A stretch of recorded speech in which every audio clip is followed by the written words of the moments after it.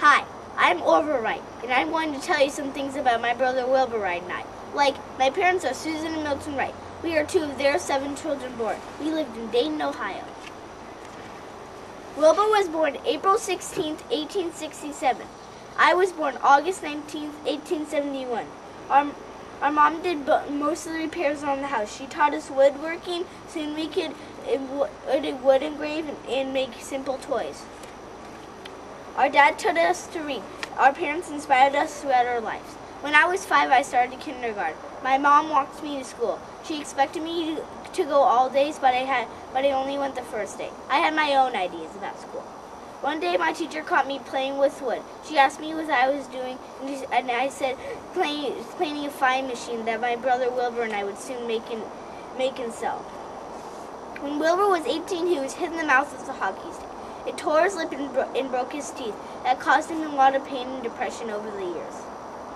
I quit high school and got a job as a printer in Dayton. In 1899, when Wilbur was better, he joined the printing business. 10 years later, we started our own paper called the West Side News. Wilbur was editor, I was publisher. We were interested in bikes. We opened a bike shop. The shop was very successful. I caught typhoid fever from drinking polluted water. Wilbur took care of me. He read me books and stories about a famous glider builder and pilot named Otto Lilienthal. We got really interested in flight. We read everything we could find. We experimented and built our first gliders and tested them at Kitty Hawk, North Carolina in 1900. Our longest flight was 26 seconds. Now we were looking for a new challenge. We designed a biplane with 2 propellers. The propellers kept the plane steady. In 1903, we tested the plane. Wilbur flew 59 seconds at a speed of 31 miles per hour.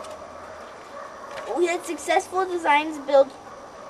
We had tested in our first motorized airplane called the Wright Flyer.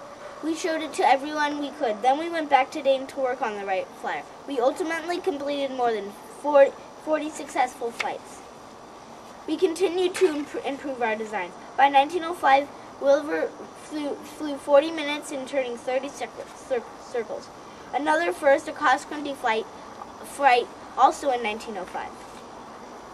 We got a patent for our designs. Between 1906 and 1908, we traveled the world to introduce our plane.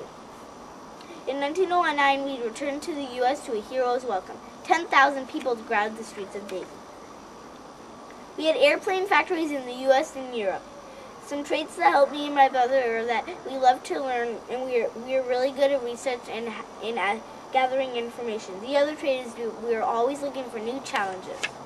I also have some advice. My advice is to pick something you enjoy and do lots of research to get to your goal.